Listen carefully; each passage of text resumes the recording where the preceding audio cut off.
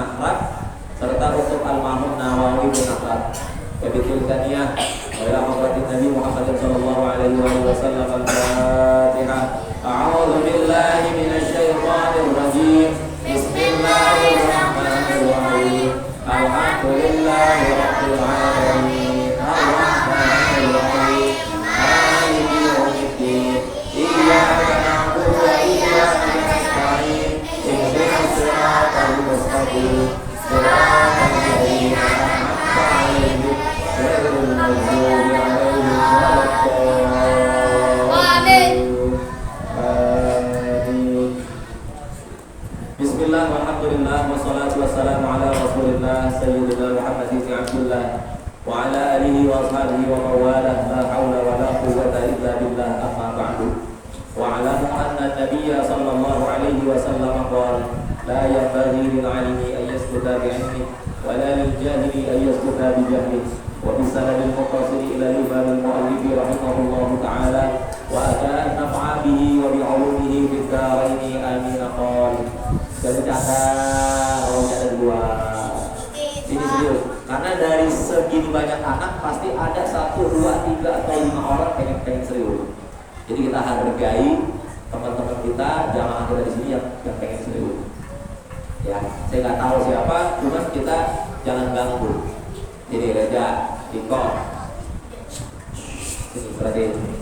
Qala mu'allifu rahimahullahu ta'ala. Ya, jadi ada sebuah syair dalam kitab kita ini. Fasadun kabirun alimun mutahattikun. Ya. Jadi ada syair fasadun kabirun alimun mutahattikun. Buruknya, artinya buruknya orang alim, ya, keburukan yang besar bagi seorang yang alim. Mutahattikun, ya, itu buruk gitu. Ya, wa akbaru minhu jahilun mutanasikun, dan lebih buruk lagi itu adalah orang bodoh yang mana rajin ibadah gitu. Kemarin udah kalau saya dikatakan takif. Ya. Ini saya gimana ya? Suaranya kurang keras itu. Fasadun kabirun, ada keburukan yang besar, alimun yang dilakukan sama orang alim, mutahattikun itu buruk gitu. Wa akbaru minhu jahilun, dan yang paling besar lagi keburukannya adalah, ya, dari yang demikian itu tadi, jahilun, orang bodoh yang rajin ibadah. Ya, jadi maksudnya seburuk-buruknya orang alim itu masih lebih buruk orang yang ibadah tapi gak ada ilmunya. Gitu, kata kita itu seperti itu. Kenapa? Karena kalau kita rajin ibadah, ya, rajin ibadah dan tidak didasari oleh keilmuan, kita anggap ibadah kita salah tapi kita anggap benar. Enak aja gitu, ya, sholat tapi nggak benar sholatnya, ya, wudunya nggak benar, takbiratul ihramnya nggak benar, al-fatihahnya nggak benar, ya, kita tenang aja, maka itu masih lebih buruk ketimbang orang alim yang buruk. Paham gak nih kalimat ini? Paham nih? Ya, paham nih? Ada orang alim itu orang pinter. Beda ini. Kalau ada orang rajin ibadah itu bukan alim, itu abid. Abid. Ada orang rajin ibadah nih, puasanya rajin, sholatnya rajin, sholat sunnahnya rajin, ya. Dia sering ke mushola, baca Qurannya rajin, itu namanya abid. Jangan bilang dia orang alim, karena orang alim, ya, dan orang abid itu beda. Orang rajin ibadah punya bahan perempuan.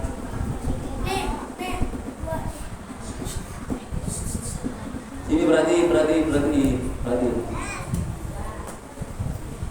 dulu sini, ya. Karena orang abid, orang ahli ibadah, kalau dia nggak belajar, dia nggak ngaji, ya, dia bukan alim.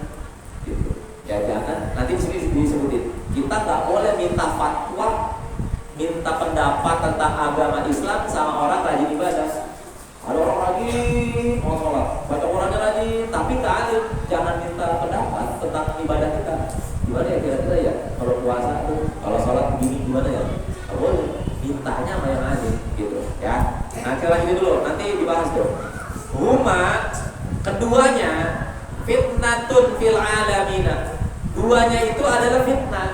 ujian.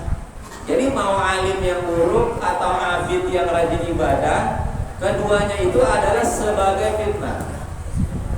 Artinya ya sebagai ujian gitu. Fil alamina, di alam ini, azimatun, ya, yang besar. Paham ya? Jadi keduanya ini sama-sama ini, artinya sama-sama tidak dibenarkan gitu. Ada orang alim tapi buruk peranainya, akhlaknya gitu. Ya. Paham gak? Ada orang rajin ibadah tapi bodoh. Ini keduanya tidak bisa dibenarkan gitu. Ya. Jadi keduanya fitnatun, adalah fitnah. Fil alamina azimatun, di alam ini ya azimatun yang besar. Liman bihima fi dinihi yatamassaku. Bagi orang bihima, yang keduanya itu fi dinihi, pada agamanya, yatamassaku, menjadikan keduanya itu sebagai panutan. Jadi jangan berpanutan sama orang yang model kayak gitu. Ada orang alim tapi buruk perangainya. Ada orang ahli ibadah tapi dia nggak belajar, nggak ngaji gitu. Artinya nggak belajar tentang ilmu-ilmu keislaman. Keduanya ini nggak boleh dijadi panutan. Paham ya? Ya. Orang rajin ibadah nih. Kita kan seneng ya. Orang rajin banget ibadahnya. Baca Quran mulu, sholat mulu, puasa nggak putus, sunnahnya juga puasa sunnahnya gitu. Tapi kita tahu dia kagak belajar, kagak ngaji. Nggak boleh kita jadi dia panutan kita. Kalau tuh orang ahli ibadah dan dia ngaji, baru boleh jadi panutan. Tahu nggak panutan maksudnya?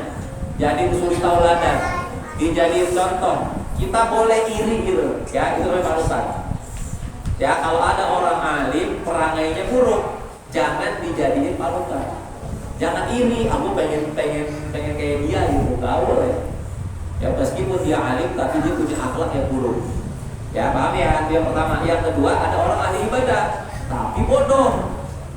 Bodoh dalam ini bukan bodoh dari segi pendidikan formal, bukan, tapi dari segi keagamaan. Pendidikan agama Islamnya bodoh, jangan.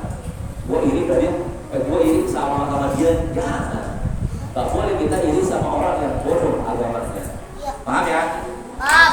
Nah, selanjutnya wayan uya bihi syukru, maka ya wayan uya bihi asyukru, maka kita berniat, maka hendaklah berniat bihi, ya, dengan menuntut ilmu itu, ya, asyukru, ya, wayan uya bihi asyukru, artinya kita harus memiliki rasa syukur, bersyukur, ya, terhadap apa?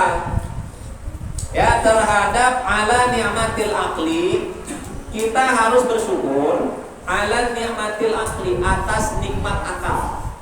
Ya, kita harus bersyukur terhadap nikmat akal, wasihatil badan, dan badan kita yang sehat. Kita ini dikasih akal sama Allah. Nah, kita harus bersyukur. Ya, gimana rasa syukurnya? Ya dengan digunakan untuk belajar, khususnya agama Islam. Ya. Aduh, ngobrol lagi. Coba lihat ini bisa dulu. Pencar. Sama kayak ini dah. Paham nggak? Ya. Jadi ini apa? Gak enak suruh dengernya.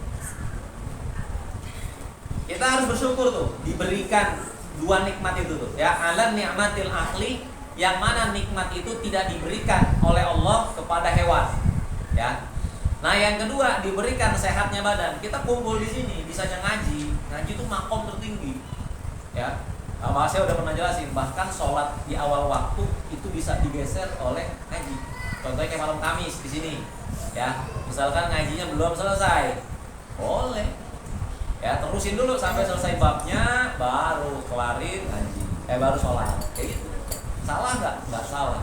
Karena apa? Karena Rasulullah sering melakukan itu ketika beliau sedang memberikan pelajaran kepada para sahabatnya. Yang pertama, syukuri nikmat akal. Yang kedua, syukuri nikmat sehat badan kita.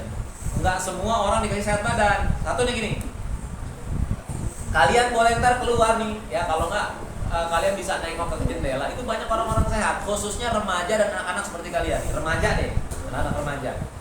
Ada yang sehat, cuma dia nggak diberikan kesempatan ngaji kayak kalian. Sehat, bahkan bisa jadi lebih sehatan dia. Mungkin ada yang nahan ngantuk lagi ngaji ya kan. Nah dia enggak, seger banget, tapi dia nggak diberikan kesempatan untuk menuntut ilmu. Itu syukuri, ya. Kita harus bersyukur seperti itu, ya. Karena Allah berikan kesempatan sama kita buat menuntut ilmu. Ya, perhatikan, wala yanwiya bihi iqbalun nasi walastijlaba hatamad dunya wal karamata inda sultani wa ghairihi. Berarti ini, dan jangan sampai kita memiliki niat. Nih kan ini soal niat nih babnya. Ya. Kita harus memiliki niat ya bihi dengan menuntut ilmu tadi kan yang pertama. Kita harus memiliki niat dalam menuntut ilmu itu ala ni'matil aqli ya asyukra, yaitu bersyukur atas nikmat akal dan sehat badan. Nah yang keduanya, yang berikutnya, jangan sampai kita berniat dengan menuntut ilmu ini iqbalun nas, agar kita diterima manusia, ya artinya dikenal di masyarakat gitu. Jangan ada niat kayak gitu. Artinya gua mau menuntut ilmu biar orang-orang pada kenal gua gitu, usungin dada gitu, paham gak? Ya, biar gua dipanggil santri, biar dipanggilnya baik, ini nggak boleh. Ya, jadi harus karena Allah Subhanahu Wa Taala. Jadi nggak boleh ya biiqbalun nasi, yaitu agar diterima di manusia, walastijlaba hatamad dunya, dan dengan ya untuk niat apa? Untuk niat mendapatkan harta di dunia nggak boleh. Maksudnya apa nih? Jangan kalian nuntut ilmu di sini ataupun dimanapun punya niat dalam hati kalian agar kalian bisa nyari duit dengan ilmu agama kalian. Paham gak maksudnya nih? Paham. Saya pengen nuntut ilmu nih biar dipanggil ustaz atau biar kaya gitu ya, itu nggak boleh. Nah, inda sultani wa ghairihi, dalam hal ini apa? Ya, walastijlaba hatamad dunya, untuk mengumpulkan harta benda dunia, wal karomata, dan kemuliaan inda sultani. Gini, jadi kita nuntut ilmu aja. Nanti kebenaran orang kita jadi terkenal gitu. Alhamdulillah. Gitu. Kalau enggak, ya nggak apa-apa. Yang penting kita punya ilmu, gitu ya. Wa qala Muhammad bin Hasan rahimahullahu taala, dan telah berkata Muhammad bin Hasan rahimahullahu taala, lau kana nasu kulluhum abidi, seandainya seluruh umat manusia ini menjadi budakku, kata si Muhammad bin Hasan, tabtuhum, maka pastilah aku akan memerdekakan mereka semua, wa tabarra'tu an wilaihim, ya agar aku terbebas dari loyalitas para budakku. Katanya gitu. Jadi ketika misalnya gini, orang-orang manusia ini pada jadi budaknya dia, pada nyembah dia, artinya pada nurut sama dia nih.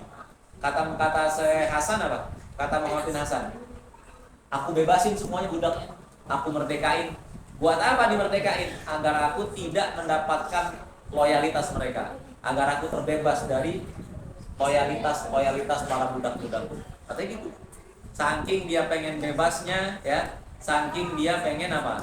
Pengen orang-orang itu terbebas. Jadi dia nggak mau kalau dia punya budak banyak kan banyak yang layanin, makannya dilayanin, minumnya dilayanin, mau mandi ditimbahin airnya, kalau zaman dulu tuh ditimbahin, ya kan? Nah dia nggak mau kayak gitu, ya. Kata dia apa? Mendingan saya bebasin semuanya.